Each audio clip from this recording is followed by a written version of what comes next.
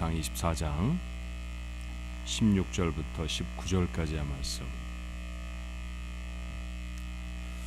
다윗이 사울에게 이같이 말하기를 마침에 사울이 이르되 내 아들 다윗아 이것이 내 목소리냐 하고 소리를 높여 울며 다윗에게 이르되 나는 너를 학대하되 너는 나를 선대하니 너는 나보다 의롭도다.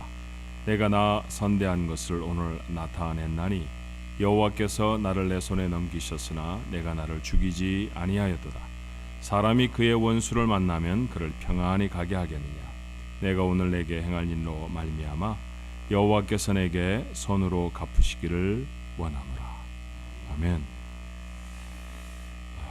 정말 좋은 날씨입니다.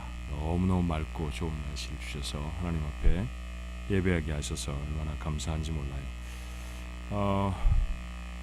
컵라면이라고 하는 한국 사람들의 특별한 발명품이 있죠. 이게 참 재미난 음식이라는 생각을 했습니다. 컵라면을 혼자 먹을 때는 감정이 어떨까요? 대부분 슬퍼합니다. 어쩌다가 컵라면을 먹게 됐을까. 그런데 컵라면을 한 5사람이 둘러앉아서 먹으면 어떻습니까? 이야, 그 재밌습니다. 그거 김치가 없어도 맛있죠. 어쩌면 함께 한다라고 하는 것은 음식 맛도 바뀌고 하는 거죠. 함께하게 하면 설교도 더 은혜가 될 줄 믿습니다. 자, 옆에 분들하고 한번 인사하실까요? 오늘 함께 예배하게 돼서 너무너무 감사합니다. 같이 한번 인사하십시다.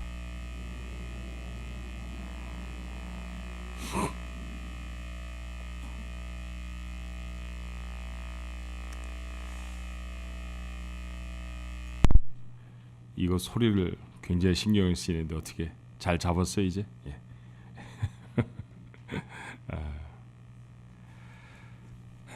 오늘 하나님의 말씀을 보면 굉장히 변덕스러운 사람 하나가 나타나죠. 사울이라고 하는 사람입니다. 이스라엘의 첫 번째 왕이에요. 이스라엘 백성이 사울을 왕으로 삼았던 이유가 뭘까요?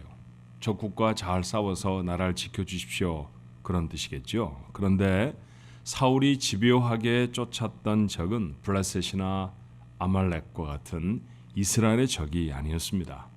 이스라엘 나라의 두 번째 왕이 되어져야 할 다윗을 쫓습니다. 자, 우리는 이 이야기의 발단을 잘 압니다. 블레셋과 전쟁이 있었던 때였어요. 골리앗이라고 하는 블레셋의 적장을 이길 방법이 없습니다. 누가 나가서 상대를 할 수가 없을 정도로 큰 사람이었죠. 마침 그 전쟁터에 아버지의 신분을 온 한 어린아이가 있었습니다. 그 어린아이로 기적이 일어납니다. 그 아이가 나아가 육적 거인 골리앗과 싸워서 이긴 것이죠. 전쟁에는 승리했고 기쁨으로 돌아옵니다. 그런데 군대를 환영하는 여자들의 노래가 사울에게 거슬렸어요. 여러 번 읽었던 말씀입니다. 다시 한번 볼까요? 사무엘상 18장 7절의 말씀입니다. 여인들이 뛰놀며 노래하여 이르되 사울이 죽인 자는 천천히요 다윗은 만만이로다. 천천을 죽인 자는 쉬운 일이겠습니까? 그러니 그것으로도 기뻐해야 할 것인데, 그런데 이 노래가 축하의 노래였음에도 불구하고 사울에게는 불쾌했습니다. 그리고 다윗에게 앙심을 품게 되죠. 기회가 오기만 하면 죽이려고 했습니다. 약속대로 공주를 아내로 주기는 했지만 얼마 안 가서 다시 빼앗아 다른 사람에게 시집을 보내버리기도 합니다. 결국 생명의 위협을 느꼈던 다윗이 도망을 치죠.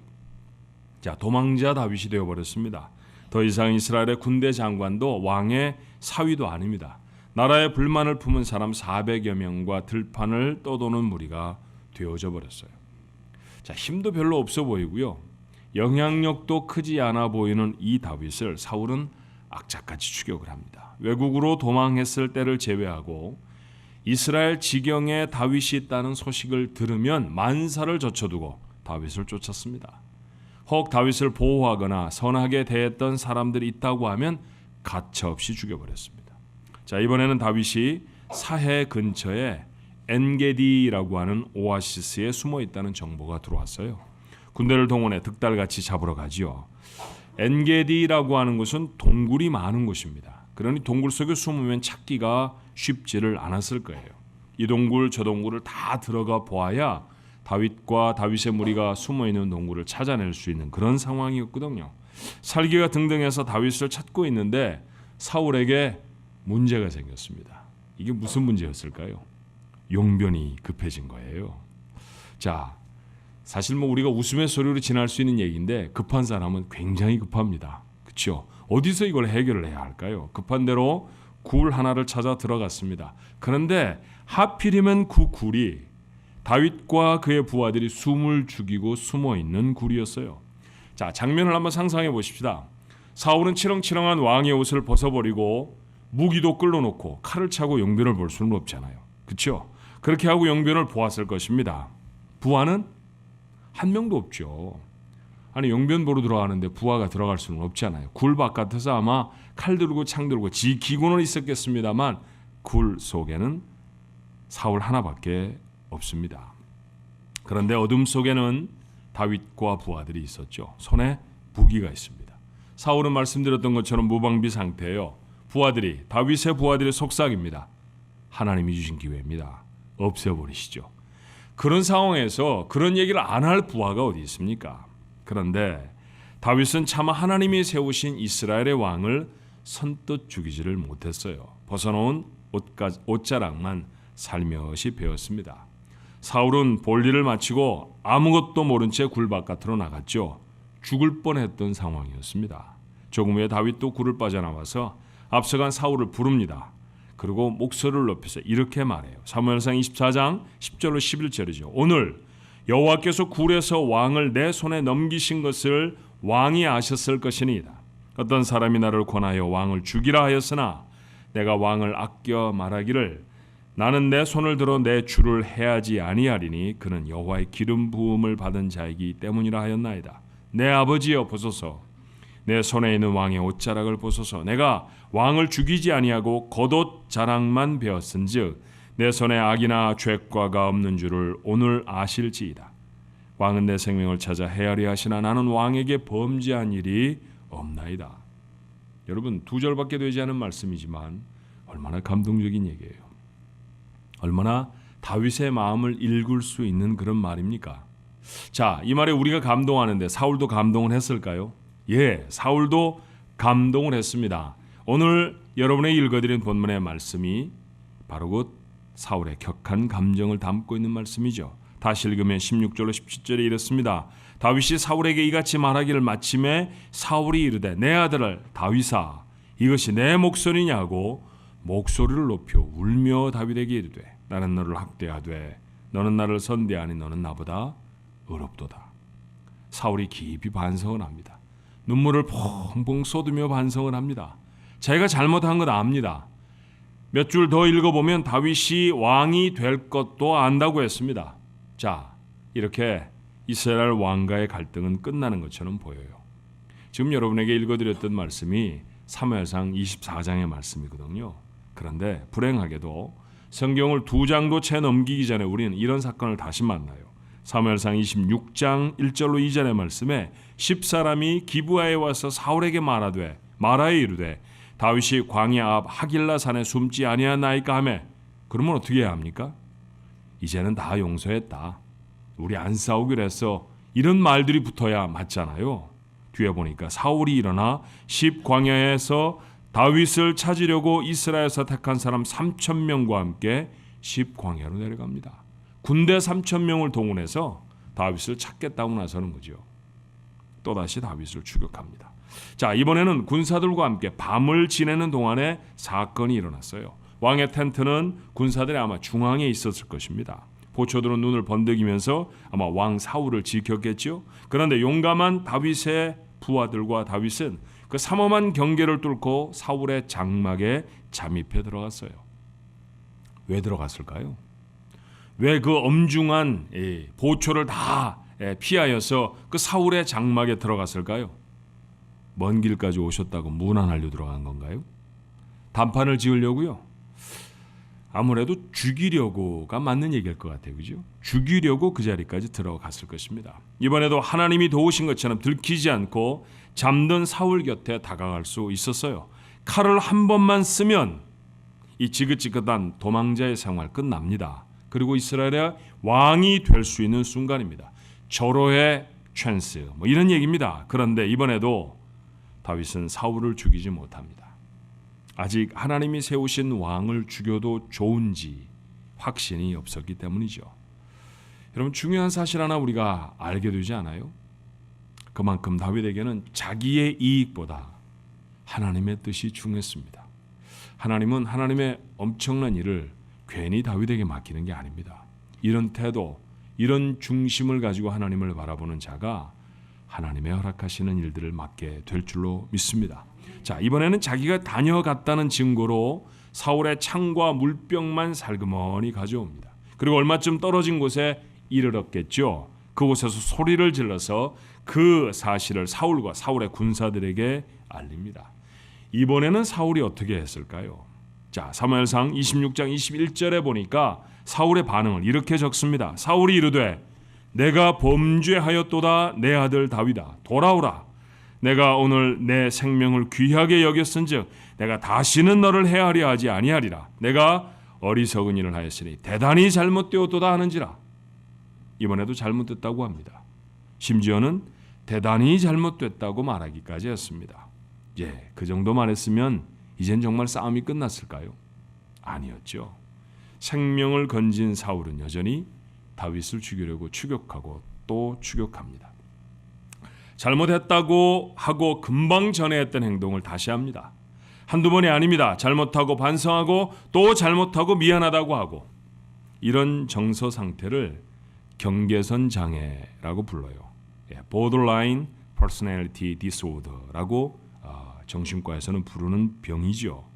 정신질환과 성격장애의 경계선을 넘나든다고 해서 지어진 이름이지만 어떤 데 보면 정상인 같다가 어떤 데 보면 이상한 사람 같다. 정상과 비정상을 오고 간다는 의미로 이해가 되는 말이기도 해요.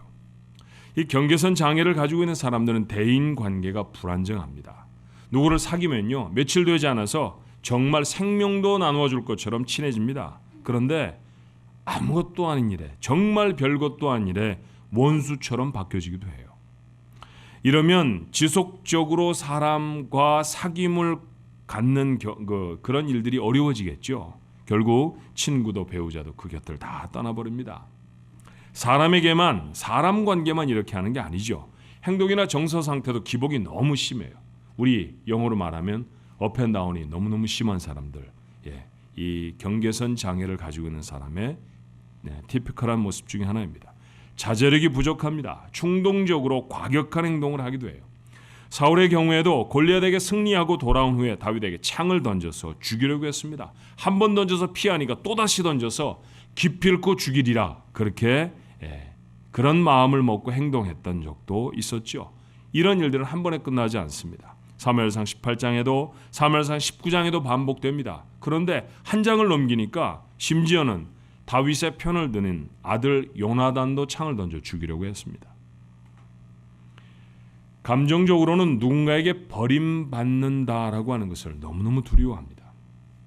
사실 다윗에 대해 극단적인 시기심을 갖게 된 것도 백성들이 자신을 버리고 다윗을 선택할 것을 두려워했기 때문이에요. 자, 이런 에피소드가 있었습니다. 전쟁을 앞두고 제사를 드려야 하는데 제사를 인도해야 할 사무엘이 좀 제사에 늦었죠. 그랬더니 자기가 직접 제사를 인도합니다. 해서는 안 되는 일인 줄 알면서도 이렇게 무리수를 두었던 이유를 성경은 이렇게 밝혀요. 사무엘상 13장 8절, 13장이니까 사울이 왕이 된 비교적 초기의 기록입니다만 이렇게 기록하고 있어요. 사울은 사무엘이 정한 기간대로 이레 동안을 기다렸으나 사무엘이 길갈로 오지 아니하매 백성이 사울에게서 흩어지는지라. 여러분, 왜 제사를 서둘러 드렸을까요? 백성이 자기를 떠나 돌아가 버릴까 두려웠기 때문입니다. 한두 번이 아니죠. 아말렉과의 전쟁 때에는 하나님의 명령이 모두를 다 죽이라는 것이었습니다. 그런데 사울은 좋은 짐승은 죽이지 않고 남겨요. 자기 말로는 하나님께 제사를 드리기 위함이라고 했지만 이유가 무엇인지 간에 하나님이 말씀하시는 것 순종하지 않은 것이었습니다. 그때 그 유명한 말이 있잖아요. 제사보다 순종이 더 중요하다라는 말을 사무엘이 하죠. 화가 난 사무엘이 떠나려고 합니다. 얼마나 든든히 붙잡고 사무엘은 또 얼마나 용감하게 뿌리쳤든지 옷이 찢어질 정도였어요. 그런데 그를 간절히 붙잡으며 사울은 이렇게 말합니다. 사무엘상 15장 30절에 사울이 이르되 내가 범죄하였을지라도 이제 청하옵나니 내 백성의 장로들 앞과 이스라엘 앞에서 나를 높이사 나와 함께 돌아가서 내가 당신의 하나님 여호와께 경배하게 하소서. 우리말로 쉽게 말하면 무슨 표현이 될까요?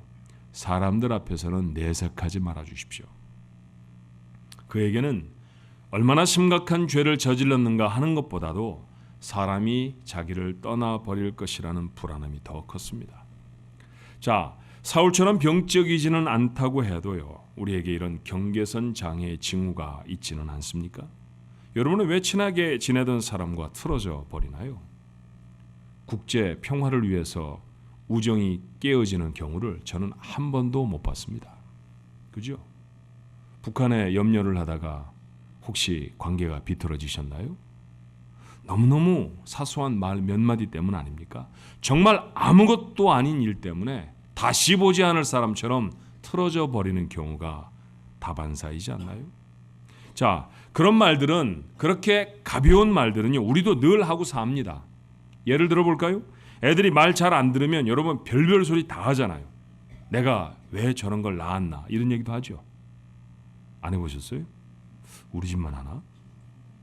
너 다리 밑에서 주워왔다 이런 얘기도 하죠. 애들 어렸을 때. 심지어는요, 집을 나가 그렇게 말하기도 합니다. 그죠?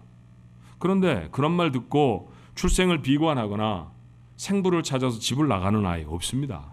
그리고 다음날 날이 밝으면요, 아무 일도 없었다는 것처럼 도시락 싸갖고 애 자동차 태워서 학교에 데려다 주죠. 여러분들 그렇게 하잖아요. 그죠? 다시는 안 볼 아이처럼 어제는 나물에 놓고 그 다음날 아침에 아무 일도 없었듯이 다시 아빠하고 다시 엄마 하는 것, 사실 이런 게 건강한 마음을 가진 사람들의 삶이거든요. 하지만 그것보다 훨씬 사소한 문제로 우리는 사람들과 관계를 깨요. 만약에 우리가 사귀고 사는 사람들에게 누군가에게 그의 부모에 대한 이야기를 하거나 그의 출생에 대한 비밀을 내가 알고 있는 것처럼 말하면 그건 얼마나 심각한 얘기가 되겠어요. 그런 심각한 얘기를 아이들에게 하고도 아무렇지도 않게 관계를 맺는 그런 관계가 우리 일상의 삶에서는 왜 가능해지지 않은 걸까요? 마음이 건강하지 못한 까닭입니다. 어떤 데에는 정말 세계 선교는 다 감당할 것처럼 열정적으로 주의 일을 하다가 아주 작은 사건 하나에 넘어지면 싸늘하게 마음이 식어서 교회도 안 나옵니다.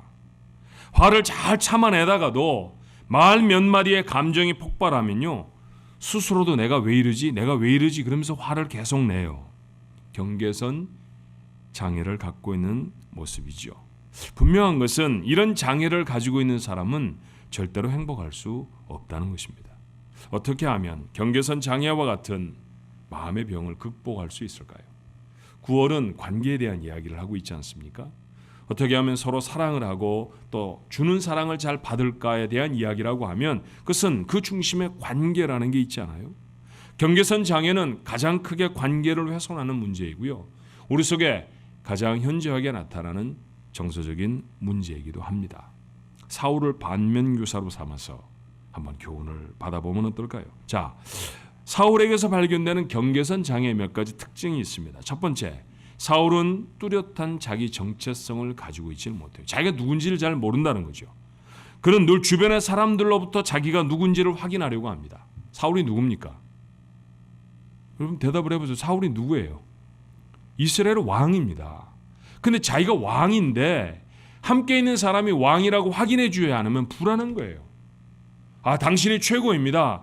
당신이 명령한 뭐든지 다 듣습니다. 옆에 있는 사람들이 다 머리를 조아리고 그 사람이 높다고 하고 그에게 박수를 쳐주지 않으면 왕인데 왕이라는 확신이 없는 그런 모습이 바로 사울의 모습이었다는 것이죠. 그래서 만약 주변에 사람이 없다든지 어떤 사람이 자기를 떠날 것 같은 상황이 생기면 견뎌하지를 못합니다. 말씀드린 것처럼 사울은 왕입니다. 하나님이 선택해 세우신 왕입니다. 그보다 더 큰 권세를 가진 사람이 이스라엘 중에는 없습니다. 말 한마디에 날아가는 새도 떨어뜨릴 수 있는 사람이었습니다. 신체적으로도 누구에게도 뒤지지 않는 멋진 사람이었죠. 자, 사무엘상 9장 2절의 말씀에 보니까 이런 말씀이 있어요. 기스에게 아들이 있었으니, 기스는 사무엘의 아버지, 이 사울의 아버지입니다. 그의 이름은 사울이요 준수한 소년이라. 이스라엘 자손 중에 그보다 더 준수한 자가 없고 키는 모든 백성보다 어깨 위만큼 더 컸더라. 요즘 같으면 아이돌 가수들 뺨치게 잘생겼다는 얘기죠. 정말 준수한 아이였습니다. 생긴 것 가지고만 성경이 이렇게 기록하지 않지 않았겠어요? 총명하고 하는 일 대단하고, 예, 맞아요. 이후에 전쟁터에 나서면 사울은 거의 전쟁에 접어지를 않습니다. 그를 왕으로 세우며 사무엘이 사람들 앞에 이렇게 말해요. 사무엘상 10장에 사무엘의 모든 백성에게 이르되 너희는 여호와께서 택하신 자를 보느냐? 모든 백성 중에 짝할 리가 없느니라 하니 모든 백성이 왕의 만세를 외쳐 부르니라. 최고였습니다. 이스라엘 전체에서 필적할 만한 사람이 없었어요. 그런데 사울도 알았을까요? 그거를? 여러분, 제가 웃음의 소리처럼 드렸던 얘기 혹시 기억하십니까? 자기가 쥐라고 생각하는 사람이 있었다고 했죠. 정신병입니다. 그래서 정신과 병원에 입원해서 오랫도록 치료를 받았어요. 병세는 점점 호전되어졌고 의사가 생각할 때 이 사람을 퇴원시켜도 좋겠다라는 생각을 했죠.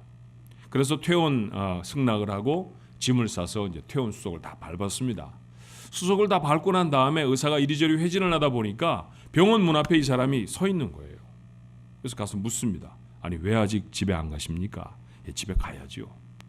얼른 가십시오. 이제 집에 가서 가족들도 만나시고 이제 정상적인 삶을 사셔야죠.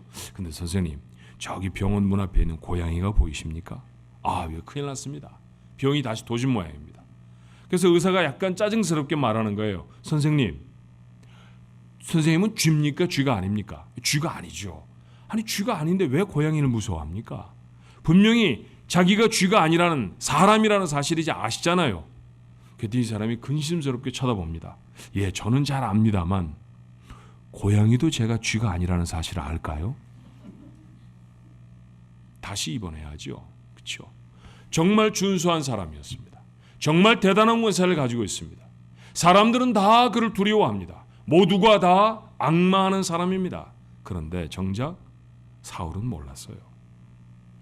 사울의 이야기 전체에서 한 번도 이런 사실에 대해서 자부심을 가져본 적이 없습니다. 하나님, 나를 왕으로 선택해 주셔서 얼마나 감사합니까? 이런 얘기 해본 적 있나요? 아, 내가 이렇게 멋진 용모를 가졌으니 내가 도대체 누가 나를 필적하랴, 그런 표현이라도 한 줄이라도 발견한 적이 있으십니까? 한 번도 없습니다. 그는 이미 그대로 최고의 인물이었죠. 누가 알아준다고 더 멋진 인생이 되는 것도, 누가 무시한다고 권위를 잃어버릴 상황도 아닙니다. 그런데도 그는 사람에게 버림받을까 두려워했어요. 사울이 하나님의 선택받은 아들이고 왕이라는 사실, 그것을 더 깊이 알고 조금만 더 누릴 수 있었다고 하면 그의 삶은 얼마나 달라졌을까요? 영맹스러운 다윗을 사위로 얻고도 이런 멋진 용사를 내게 사위로 주시다니, 여러분, 사위를 괜찮은 사위 얻으면 얼마나 좋을까요? 제가 너무 목마르게 기다리고 있는 일 중에 하나거든요. 얼마나 좋을까요? 얼마나 기쁠까요? 그런데 정말 괜찮은 사람을 사위로 얻었는데 사울에게는 감사가 없습니다. 경계선 장애의 가장 큰 문제인 버림받음의 두려움, 어떻게 극복합니까? 여러분이 하나님 자녀라고 하는 사실, 그 정체성을 확인하면 극복이 될 줄로 믿습니다. 하나님은 날 안 버리십니다. 믿으시나요? 시편 기자의 감동적인 고백 가슴에 담으십시오. 시편 48편 14절은 이렇게 말해요. 이 하나님은 영원히 우리 하나님이시니 그가 우리를 죽을 때까지 인도하시리라. 죽을 때까지입니다. 시편 기자가 글이 부족해 죽을 때까지 그랬지, 사실은 forever라고 써야 맞죠. 영원입니다. 끝이 없습니다. 하나님은 끝이 없이 나를 지키십니다. 사람이 뭐라고 하는 것에 따라서 여러분 괜찮은 사람 되는 거 아니에요. 사람이 박수를 쳐주면 괜찮은 사람 되고, 사람이 손가락을 들어서 여러분을 비난하면 별 볼 일 없는 사람이 되는 게 아닙니다. 여러분은 여러분 그대로가, 당신의 하나밖에 없는 아들을 주고 여러분의 생명을 사실 정도로 하나님의 사랑하시는 사람들인 줄로 믿습니다. 이 사실이 분명하면 사람들의 말에 흔들리지 않아요. 사람들이 떠날까 봐 두려워하지 않습니다. 이랬다 저랬다 변덕장애가 되지 않을 수 있어요. 두 번째, 사울에서 나타나는 경계선 장애의 특징은 충동적인 행동이라고 했죠. 경계선 장애를 가진 사람들의 행동은 매우 충동적입니다. 그런데 그 충동적인 행동은 모두가 다 자기에게 해가 되는 일만 해요. 어떤 사람은 돈을 흥청망청 씁니다. 그래서 사람들에게 물으면 우울하면 쇼핑을 한다는 사람이 참 많아요. 우울해서 쇼핑을 합니다. 카드를 열심히 긁으면 기분이 좋아지나요? 그거 카드 스테이트먼트 오면 더 우울해지지 않아요? 그렇죠? 어떤 사람은 도박에 몰입하죠. 그리고 돈을 다 잃어버리고 주급을 다 날려버리고 돌아와 머리를 쥐어뜯으며 뭐라고 할까요? 내가 왜 거기 갔을까? 내가 왜 도박을 했을까? 그 사람은 주말에 뭐 할까요? 금요일 날 교회 나와서 기도했으면 얼마나 좋을까요? 근데 또 도박장 가는 버스 탑니다. 그게 바로 경계선 장애자들의 모습이에요. 마약에 빠지기도 하죠. 알코올에 빠지기도 합니다. 술 먹은 사람이 술 먹고 난 다음에 어제 술 먹었더니 너무 맛있어. 이런 사람 보셨어요? 내가 왜 술을 먹었느냐고. 그리고 아예 더 심하면 시침이 뚝 떼고 내가 언제 술 먹었는데 이러는 사람도 있습니다. 그래놓고는 말을 뭐라고 해요? 필름이 끊어졌다나 어쩌다나. 그 말이 사실인지 아닌지 머릿속에 들어가 봤으면 좋겠을 사람 참 많잖아요. 그렇죠? 그렇게 충동적인 행동에 빠져 있습니다. 조금 죄책감이 덜한 충동적인 행동이 있다고 하면 폭식도 있어요. 정신없이 먹어치웁니다. 김치를 담을 법한 양푼에다가 밥을 비벼서 한 번에 다 먹어버리는 사람들 있죠. 그러놓고서는 양푼만큼이나 펑퍼짐해진 얼굴을 보면 더 절망스러운 거예요. 내가 왜 그랬던가. 그죠? 화가 나면 앞뒤 안 가리고 거친 말을 막 쏟아냅니다. 속 시원하게 털어놨어. 이러는 사람 차라리 그러면 건강해요. 그런데 집에 가서는 내가 왜 그런 말을 했을까? 그 말을 한 것 때문에 걱정하고 근심하고 또 가서 미안하다고 해야 되고 전화통을 붙잡고 1시간 2시간씩 설명을 해야 하고 용서해달라고 사정을 합니다. 이게 반복되는 삶이라고 하면 얼마나 비참할까요? 자, 어떻게 하면 극복할 수 있겠어요? 몇 가지 사실을 확실히 기억하셔야 합니다. 충동적인 행동은 결국 일을 더 어렵게 만들어 버릴 뿐입니다. 그러니 여러분, 말을 하기 전에, 술을 찾기 전에, 어떤 행동을 하기 전에 한 번만 더 생각하는 습관을 갖도록 하십시다. 말보다 생각이 좀 빨랐으면 좋겠어요. 말하기 전에 한 번쯤 더 생각하고 말할 수 있으면 좋겠습니다. 입에 담겨진다고 해서 다 쏟아버리는 건 그거 우리의 삶에 유익되는 말 아니거든요. 내가 하고 싶은 대로 마음대로 산다고 하면 우리는 지금 이 자리에서 예배드리는 사람이 아니라 카운티 구치소에 갇혀 있어야 할 사람이 되어야 합니다.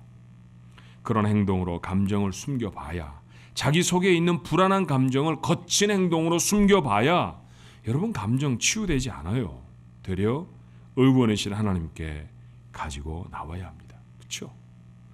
여러분 아시잖아요. 애가 감기에 걸려서 열이 펄펄 끓으면 해열제 먹여서 병원에 데려가면 안 됩니다.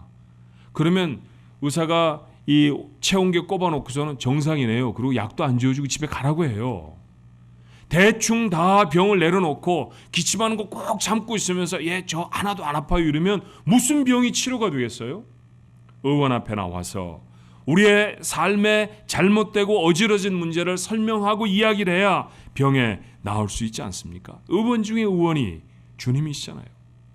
버림받을까 봐 두려우세요? 남이 뭐라고 하는 말에 마음이 쓰여서 밤에 잠이 오지 않습니까? 그 마음 그대로 들으시는 하나님 앞에 고백하는 거예요. 하나님 불안해요. 속이 상합니다. 어떻게 그 사람이 내게 그런 말을 할 수가 있을까요? 그런 고백 우리만 하는 건 아니죠. 그렇게 고백했던 다윗, 사울보다도 충동적이었던 사울보다도 훨씬 멋진 삶을 살아내지 않습니까? 하나님께 가지고 나가십시오. 행동을 옮기기 전에 한 번쯤 생각하고 만약 내 마음이 너무 무겁다고 하면 그 마음을 하나님 앞에 덜어내는 거룩한 습관 여러분에게 있어지기를 바랍니다. 세 번째, 망상적인 피해의식이 사울에게는 있었어요. 망상적인 피해의식 이러니까 굉장히 의학적인 용어 같은데 우리가 알아듣기 쉽게 여러분이 늘 하는 말로 바꾸면 소설을 쓰는 거죠. 소설을 쓰는 거예요. 경계선 장애를 가진 사람은 늘 피해 의식을 가지고 있습니다. 사울은 기적처럼 골리앗을 이기고 돌아오는 길에 벌써 다윗이 나라를 빼앗으면 어떡하나 걱정하기 시작합니다. 사실은요, 다윗은 아직 그런 생각을 할 수도 없을 어린아이에 불과해요. 그리고 왕이라는 게 원래 사울 겁니까? 아니잖아요. 사울 아버지가 왕이래야 사울은 왕자로 태어나서 아버지 왕이 된 거 물려받은 거 아니지 않습니까? 하나님이 그에게 주신 거예요. 원래 자기 것 아니었습니다. 그러니 하나님이 다른 사람에게 주시겠다고 하면 예, 그래야 맞습니다. 그거 원래 자기 것도 아닌데 잃어버릴까 봐 전전긍긍하고 남이 뺏어갈까 봐 걱정한다고 하면 이게 얼마나 우스운 일입니까? 그렇죠. 우리는 사울처럼 사실도 아닌 것을 머릿속에서 사실로 만들어버리죠. 본래 내 것도 아닌 것을 누군가 빼앗아 가버릴 것처럼 불안해하기도 해요. 나를 보는 눈초리가 좀 이상하더라고. 나 싫어하는 게 맞아. 일주일에 10번도 넘게 하는 말이죠. 여러분이 늘 쓰는 소설 아닙니까? 사랑하는 주안가족 여러분, 사실에만 집중해도 머리가 복잡합니다. 일어나지 않은 것, 사실이 아는 것 상상하고 고민하고 그렇다고 확신하지 않았으면 좋겠어요. 일어나지도 않은 사건을 예언자처럼 머리에 담는 일 정말 고단한 일입니다. 그만두십시오. 그만두어야 합니다. 아무리 불안해도 아무리 속상해도 확실한 사실만 마음에 담으셔야 합니다. 그러면 놀랍게도 마음이 가벼워짐을 느끼게 될 거예요. 사울은요, 40살의 왕이 되어서 40년을 왕으로 살았습니다. 짧은 세월인가요? 이스라엘 전체 수십 명의 왕 중에 가장 오래 왕위를 차지한 왕 중에 하나입니다. 사실은 다윗도 40년밖에 왕 못했어요. 다윗이 40년 왕 위에 있었던 것이나 사울이 40년 왕 위에 있었던 것이나 기간은 똑같습니다. 그런데 그 기간을 지나가는 사람의 태도는 전혀 달랐어요. 사울은 왕이 돼 처음에 몇 년 제외하고서는 그 왕위를 빼앗길까 봐 40년을 불안해하며 왕노릇합니다. 이게 얼마나 불행해요. 80살까지 왕으로 살았으면 행복하게 산 겁니다. 그것도 3000년 전쯤에 사람의 평균 수명이 지금과는 비교할 수 없이 짧을 때 80이면 장수고요.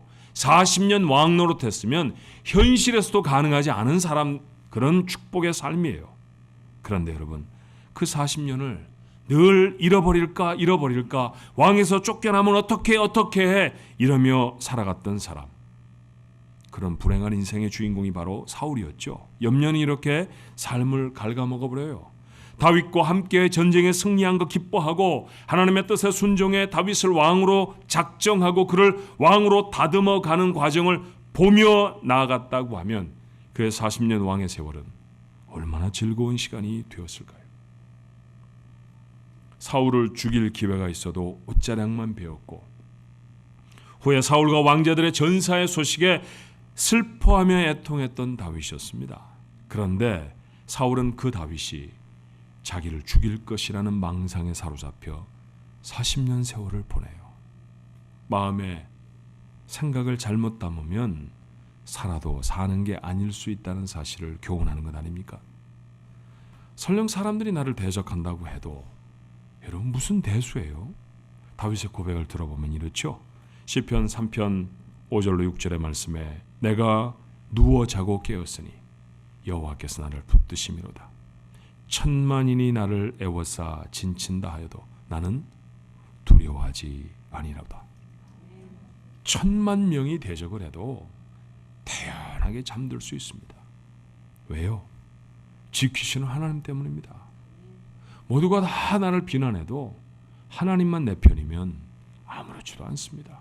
그게 예수 믿는 사람, 그게 하나님의 자녀된 사람의 담대함 아닙니까? 그 담대함으로 세상을 사는 사람이 건강한 마음의 주인이 될 수 있는 것 아닐까요? 다윗은 이렇게 고백했었는데 다윗의 하나님과 여러분의 하나님은 다르신 분입니까? 그렇지 않습니다. 건강한 마음을 결단하십시오. 버림받을까 봐 두려워하지 않아야 합니다. 세상에 나보다 복받은 자가 없는 줄로 믿습니다.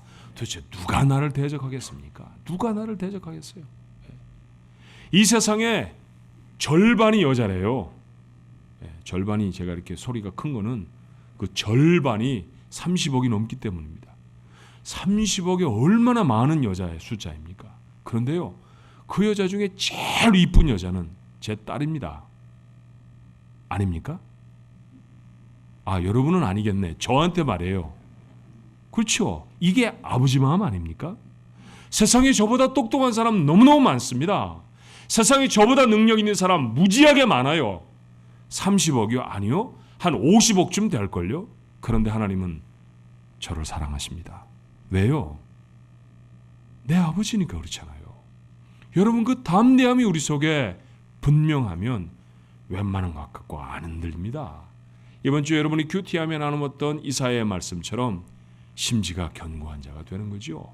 그가 누리는 평강의 복이라는 것 잊지 않으셨나요? 그 복 여러분 거 되기를 바랍니다. 이런 믿음의 담대함으로 마음의 병을 떨쳐버리는 은혜가 우리 가족 모두에게 있어지기를 주님의 이름으로 축원합니다. 기도하십시다. 걸핏하면 사람을 미워하기도 하고, 누군가가 진심으로 사랑해 줘도 저 사람이 나한테 왜 저러지? 나한테 뭐 받을 게 있어서 저러는 거 아니야? 까칠한 마음으로 사랑을 받는 것도 잘 못하고, 그러며 돌아오면 난 참 외롭다, 곁에 사람이 없다, 친구가 없다, 이런 자조적인 이야기나 나누는 그런 사람으로 주님 저희가 살아온 건 아닌가 싶습니다. 어쩌면 병은 아직 아니라 할지라도 사울처럼 경계선의 징후들을 우리의 마음속에 갖고 있었던 것은 아닙니까? 하나님 앞에 서면 대단히 거룩한 사람 같은데 사실은 마음속 마치 양말 뒤집듯이 다 뒤집어내 놓으면 이거 냄새나고 더러워 볼 수도 없는 것, 그거 우리 마음입니다. 하나님이 아십니다. 그 하나님 앞에 우리의 삶을 다 내어놓고 하나님 나를 도우시고 하나님 내 편이시고 그 하나님 내 아버지 되심을 확인하는 것, 오늘 이 시간에 가능해지게 하옵소서. 사울이 그것 알았다고 하면 얼마나 편안하게 살았을까요? 얼마나 자기에게 주어진 환경과 기회들을 기뻐하며 즐기며 살았겠습니까? 같은 은혜가 우리에게도 있을 것입니다. 행복하게 살라고 세상에 보내셨는데 징징거리며 정말 불행한 인생으로 사는 부족한 인생들을 하나님 오늘 새롭게 하여 주시옵소서. 주님 우리 편이십니다. 하나님 내게 공급하실 것입니다. 하나님이 나를 위하시면 나를 대적할 자가 없는 줄로 믿습니다. 이 분명한 확신으로 우리 하나님 앞에 서서 사람들의 말 한마디 두마디에 우리의 마음에 파도를 일으키는 자들 되지 않도록 하나님 함께해 주시옵소서. 건강한 인격들로 하나님, 우리가 어떤 때에는 죄인이었다가 어떤 때에는 의인이었다가 이렇게 왔다 갔다 하는 삶이 아니라 늘 하나님 바라보며 살아갈 수 있는 거룩한 주의 백성들, 그 흔들림이 없는 걸음, 우리의 남은 인생의 걸음들이 되도록 축복하옵소서. 예수님 이름으로 간절히 기도하옵나이다. 아멘.